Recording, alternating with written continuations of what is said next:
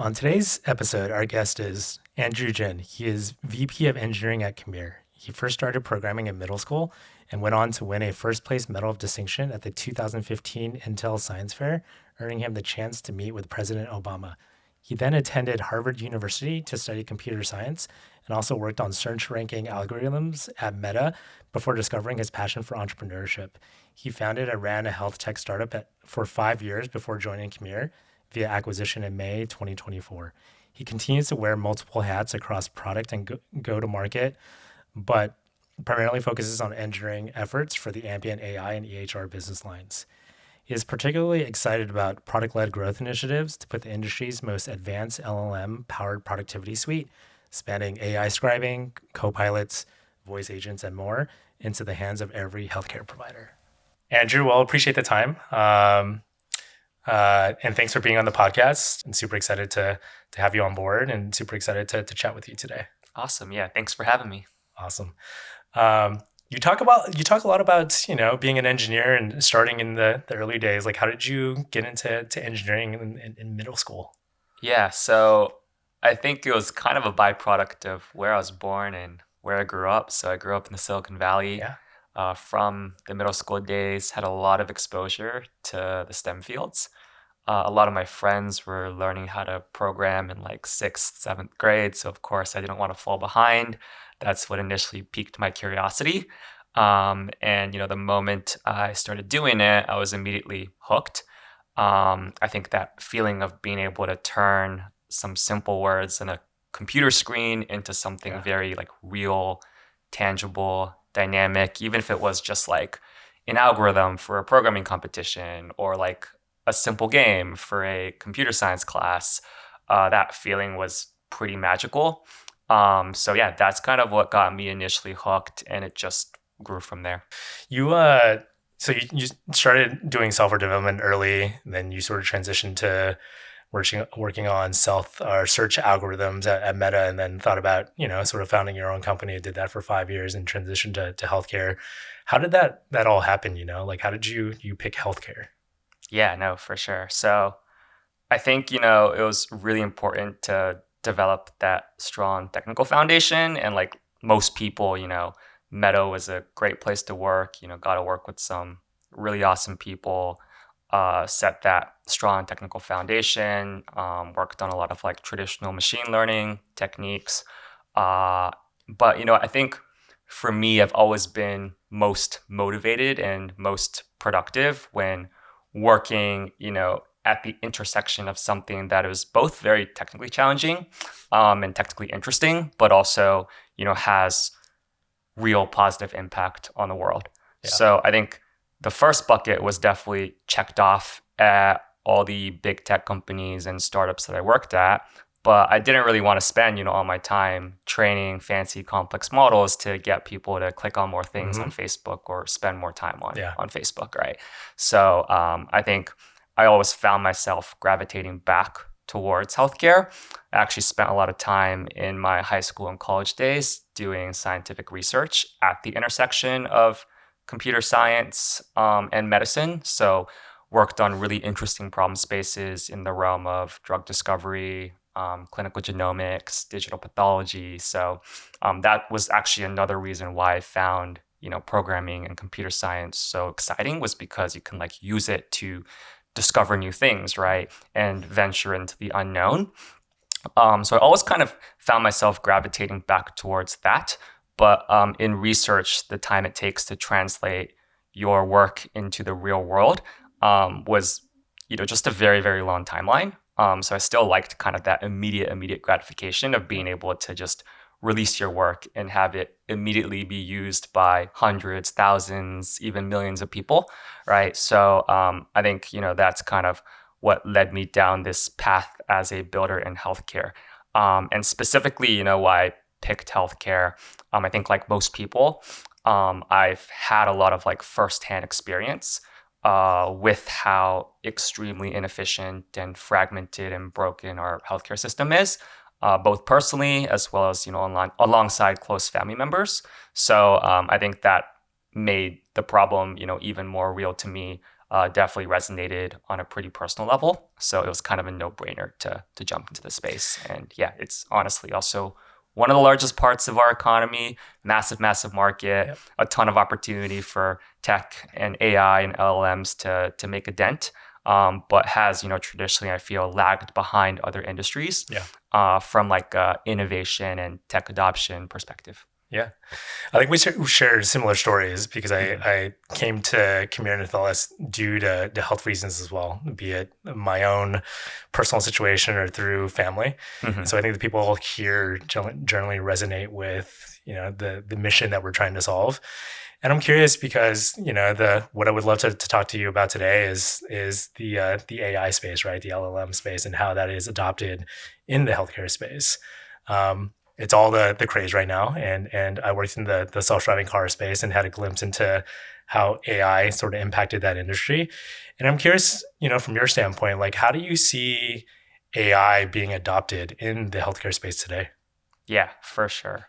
I think it's a particularly exciting time. Like I mentioned, healthcare is like 20% of our GDP, but has, lagged behind other industries when it comes to, tech making an impact. But I think if there's any time to build in healthcare, it's probably now. A lot of the challenges that were very, very intractable previously have, sort of evaporated overnight. Like there's this real kind of adoption moment. It's top of mind for a lot of doctors. It just like makes a lot of sense given how much manual administrative work happens behind the scenes. So I'm sure we'll talk about a lot of like specific use cases. But I think like the big ones that come to mind, all of which we're actively working on here at Commure, I'd say are things like AI medical scribing, clinical co-pilots, voice agents, and also building a next generation AI native EHR. So those are kind of like the top use cases, the top application areas that come to mind. But really, the sky's the limit. It's a massive, massive market. You can kind of pick any small niche space, and there are startups that are popping up in those spaces, whether it's for things like prior authorization or for things like even processing faxes for Yeah. doctors. And the adoption curves and the revenue ramps on these businesses have kind of been unheard of in a place that's typically slower to grow and adopt and expand like healthcare. Yeah. For those that don't know, we work heavily within AI sort of medical scribing. What is AI medical scribing, and what is the pain that it's trying to solve? Yeah, for sure. I think definitely good to cover for the folks that are a little less familiar with healthcare. I actually spent 5 years, working in healthcare, building software for doctors and running practices even. And like it wasn't immediately obvious to me, until like we kind of saw these models, how good of a fit AI was for AI medical scribing. So for those who don't know, right, basically, doctors spend all their time seeing patients, having verbal encounters, and after these encounters, they have to write a lot of documentation. They have to jump through all sorts of compliance hoops, and they have to, be careful about what they put in the documentation because it has to pass billing and insurance company scrutiny to help them get paid on time, right? And the right amount. So doctors will often spend, 2 to 3 hours per day on documentation. And they'll usually have to document late into the night. It bleeds into their family time. They're constantly, running behind. They're constantly kind of typing during an appointment. They don't have any eye contact with the patient. So, pretty simple problem actually to solve. It's kind of like something that has been known and been around for 20 years. Microsoft bought a company for $19 billion, and they were kind of the big 10,000-pound gorilla in the room. I think like quite a few startups have popped up over the past decade or Yeah. so. Didn't really do so well because back in the day, transcription, NLP, summarization was a pretty intractable problem Mhm. to solve, especially for medical use cases. But really there was this overnight moment when OpenAI came onto the scene, LLMs, transformer models came onto the scene. You had amazing speech to text models like Whisper that could transcribe at like near 100% accuracy, and did really, really well Yeah. for medical use cases. Could, handle different languages out of the box, uh, could, process, even in the context of like background noise or silence or, multiple speakers, right? So, yeah, I think basically what we do in the AI medical scribing space is we'll transcribe these encounters and then use LLMs to turn these accurate transcriptions into very, very good pieces of clinical documentation. So like Yeah. SOAP notes, visit summaries, whatever a doctor or a human scribe or a resident would Hmm. spend, hours on, we can do like almost instantly. Yeah. Do you think that applies to Copilot and agents as well in terms of what we're building? I would say like, you know, definitely there's kind of an equally compelling moment, but I would say the uh, adoption is definitely going to be a little bit slower and more challenging for a variety of reasons. I would say like, you know, AI medical scribe was just the most natural use case. It was the deepest pain point that most doctors, deal with on a day-to-day basis.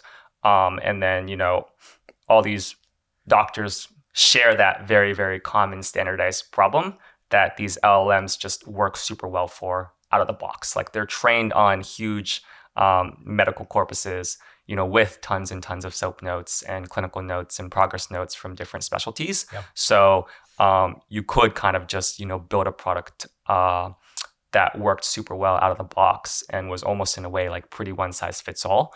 But I would say for some of these other use cases, whether we're talking EHR or billing and revenue cycle management or agentic like voice agent flows or clinical co-pilots, that tends to be like a lot more bespoke. You have to be a lot more like deeply integrated with and embedded into the providers and practices workflows. Yeah. And I also feel like that tech, it has been improving very, very quickly. I think like in some of these spaces, take voice agents as an example. 6 months ago, I felt like we were still very much in this uncanny valley where the voices were too robotic or like the latency was too slow to sound natural and realistic enough for a real-time conversation. And we, actively would have conversations about this, at our company. But like literally a couple months ago or, around then, like it just felt like this overnight moment where these models became good enough. So I feel like, there are new developments happening by the day. And some of these things that were, less immediately applicable are now like super, super exciting to work on. So yeah, that's What's definitely Yeah. a cool place to be. What do you see is the next adoption, right? We're seeing it already in regards to AI medical scribing, co-pilots, agents, based on some of the partnerships that we have. But in terms of the next layer, what are you thinking is going to be adopted next? Yeah, for sure. So I think like the voice agent space is definitely heating up. Um, I think like for us, we're making a pretty big bet on the EHR. Yeah. So the EHR, it's a place where it's so critical to a doctor's day-to-day workflow.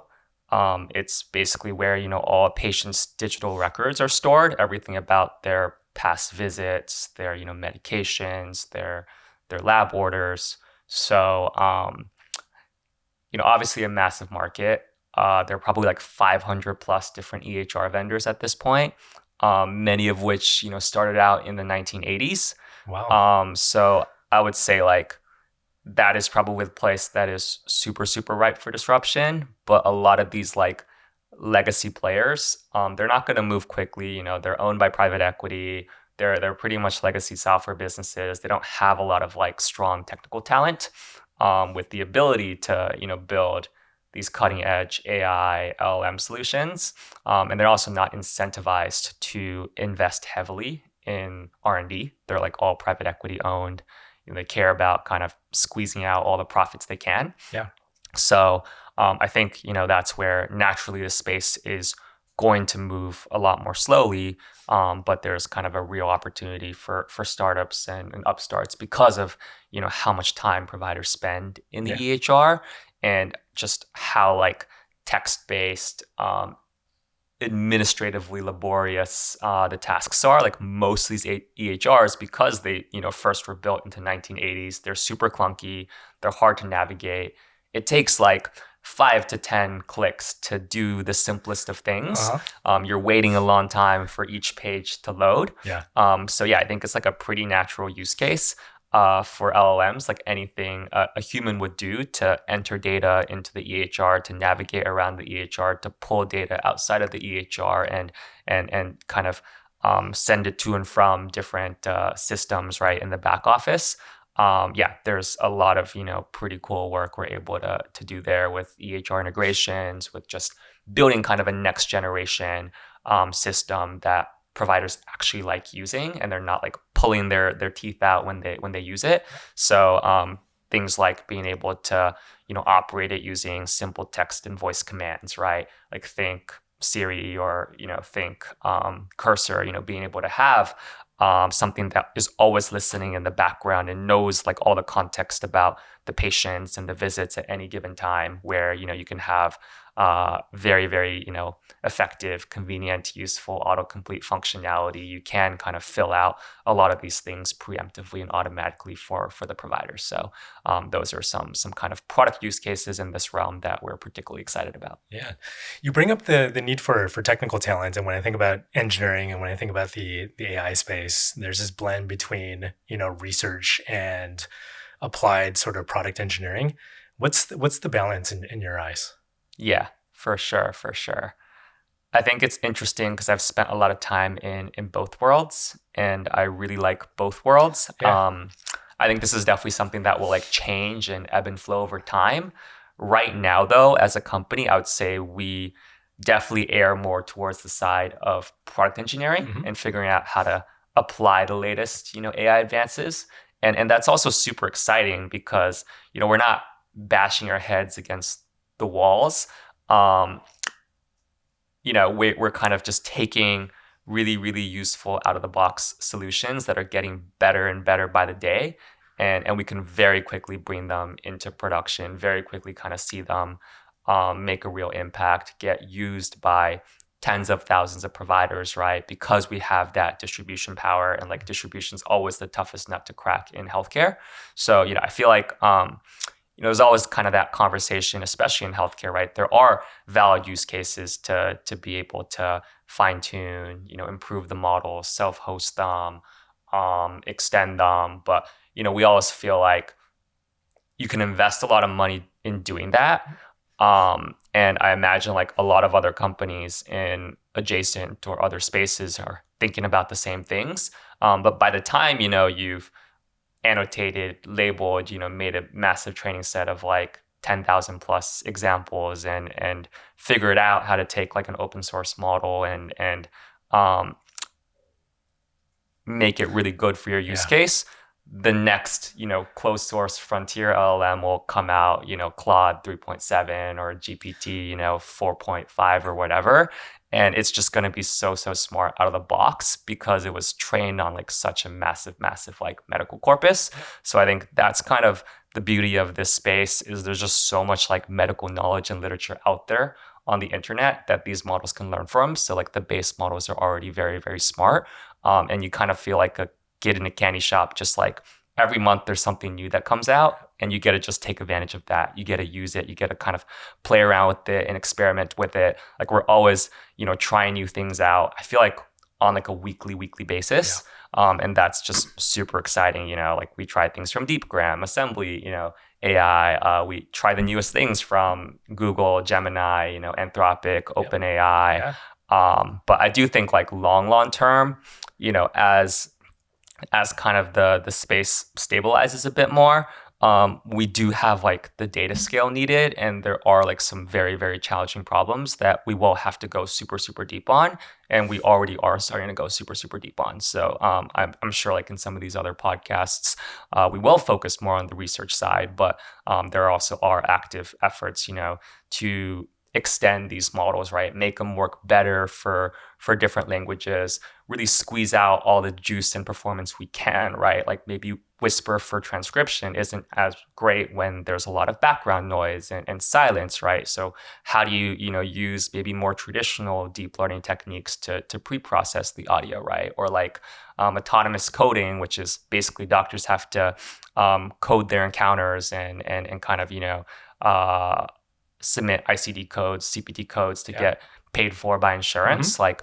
how do you automate that? How do you apply AI to that? That's like a much more complex reasoning problem where, the out of the box models are less good at, right? So those are some things that like we definitely have to work on from a more research perspective. And I'm sure like we'll do more and more of that over time as well. Yeah. The thing I'm so excited about your team is you're the growth team, right? And as mentioned earlier, it's all about experimentation. How do you think about, the tech stack that you're working with, as I imagine that's constantly changing over time? Yeah, for sure. Um, yeah, I think like, we're constantly trying out the newest Yeah. models. I think at the end of the day, it does end up being more of like a constellation of different like Yeah. models and services. And we'll always just use what the best, model or provider is for a given use case. So even for something as simple as like um, taking an audio encounter and transforming it into an accurate piece of medical documentation for AI scribing, we're using so many different things, right? Like we're maybe using Whisper or some similar speech to text model for transcription, but we're also, pre-processing it with silence detection models, voice activity detection models, noise, cancellation, noise filtering models that might be more traditional, like deep learning techniques with common nets and recurrent neural nets, right? But that's just like the first part of the process, right? From there, we might use another model to generate the initial clinical documentation. And we might use a different model to do the customization because every doctor has like special rules and special like formatting tactics that they want.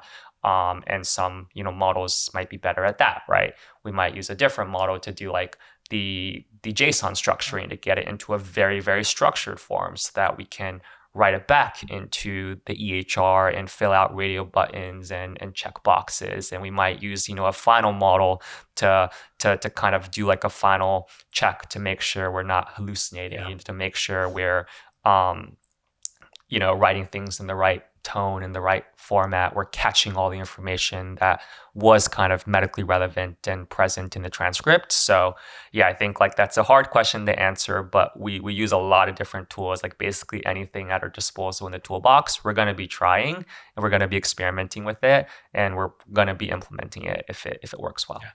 What are you excited most about the AI space moving forward?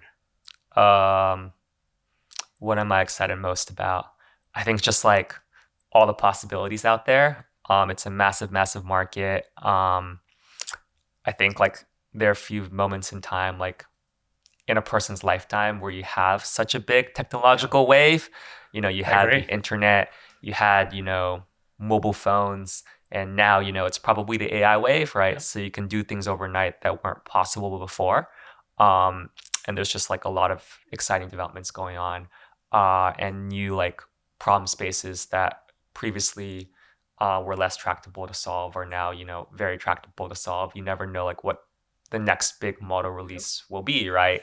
Like I think, you think back to all these code generation businesses like programming assistants, right? Like Cursor, GitHub Copilot, Bolt.new, Lovable, like a lot of them became possible and exploded overnight when Anthropic released their like Claude 3.5 model, right? So I feel like we also see similar developments happening in healthcare, right? Like there have been amazing voice models that released that took latency down to under 100 milliseconds. And all of a sudden, you could have very natural, realistic sounding voice agent interactions and you could kind of build all these AI medical receptionist type of product flows, right?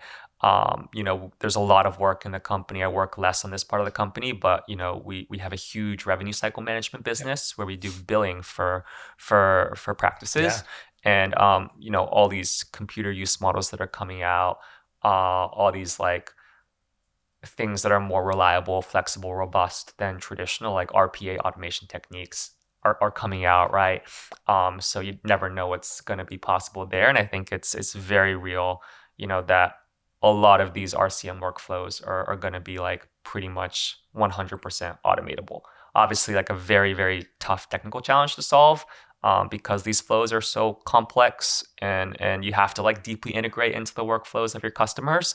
But yeah, I think these models are going to get better and better over time, and there probably is going to be like an overnight moment where these models suddenly become like super good. So Yeah.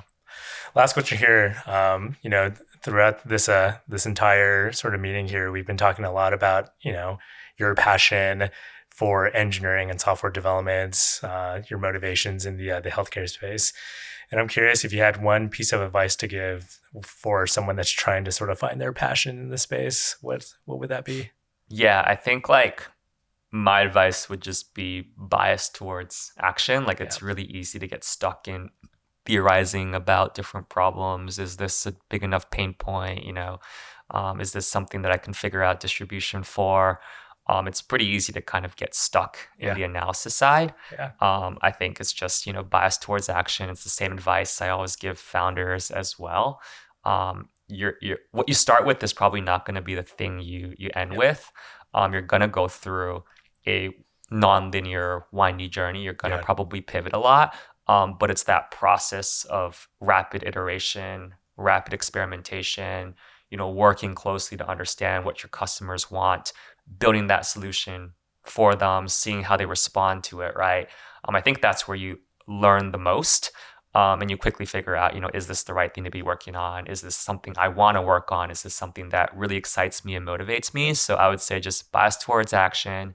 It's easier than ever to spin up a new project, to build for doctors. Doctors are more willing than ever to adopt new technology, and that's been something that's been like awesome and surprising, because usually doctors hate adopting Yeah. technology. They're very not Yeah. tech savvy, and we've actually seen like the oldest doctors are the ones who want to adopt technology, because they kind of were left behind in a way, in that initial digital transformation. They're still kind of stuck using fax and pen and paper, Yeah. and they have difficult time navigating these very, very clunky EHRs. So now there's something that's just so frictionless for them to self-serve onto and adopt. So yeah, I think like it's a very unique moment in time where people are just willing to try all sorts of new things. You can talk to doctors; they're probably going to be excited. They're probably going to have tried, something like open evidence, or an AI medical scribe, or ChatGPT even, to answer their medical inquiries. So yeah, I would say just that's my main advice. And obviously, I'm biased, but come work for Commure, because I really don't think there's another place in healthcare where you have such high density of technical talent. We have the distribution problem solved. So there's just a lot of opportunity to, from day one, jump in, start building products, start working on interesting technical challenges that will translate into real world impact, in the span of like months, right? Or even weeks. So yeah, I think it's a pretty exciting place to be.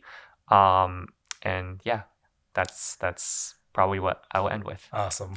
Well, Andrew, I appreciate the time. I appreciate your perspective in regards to your background, and sharing some clarity there, and some context, as well as talking through AI and sort of the applications in the healthcare space. Yeah, for sure. Super excited about all the things that you're building, and for what's to come. Likewise. Awesome.